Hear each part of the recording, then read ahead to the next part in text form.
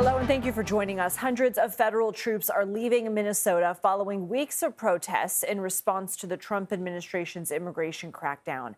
In an interview with NBC today, President Trump says he ordered 700 immigration officers to leave Minneapolis. I learned that maybe we can use a little bit of a softer touch, but you still have to be tough. These are criminals. We're dealing with really hard criminals. Local officials have been pushing for weeks for the administration to end its so-called Operation Metro Surge. ICE and Border Patrol actions came under intense scrutiny after the shooting deaths of two Minneapolis residents, Renee Good and Alex Preddy.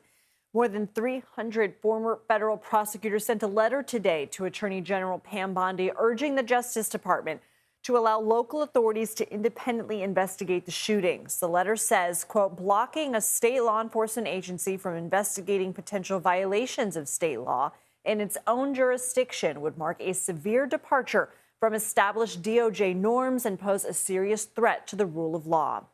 Protests have also called for more transparency in immigration enforcement in Minneapolis. Border Czar Tom Homan reaffirmed today all agents in the area would be wearing body cameras and that he intends to continue talking with local leaders to further reshape operations. The integration, structuring, and resources we have implemented would help ensure accountability and that targeted enforcement operations have a focus on national security threats and public safety threats. And they are conducted effectively, safely, and appropriately.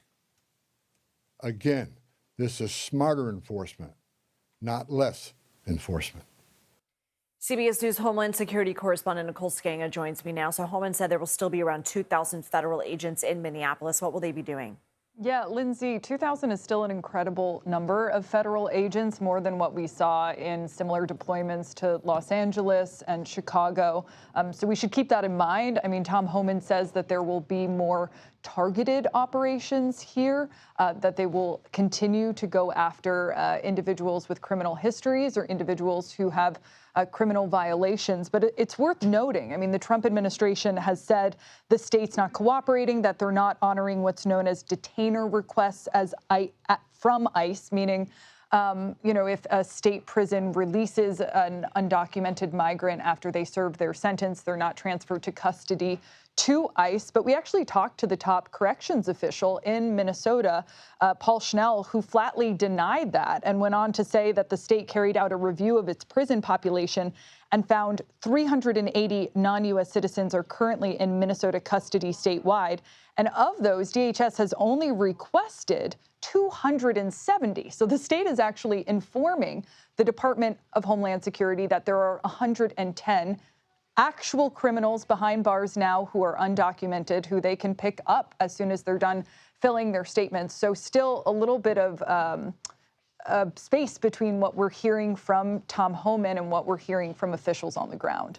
When will all federal agents leave, and what have you learned from law enforcement about how they feel about it?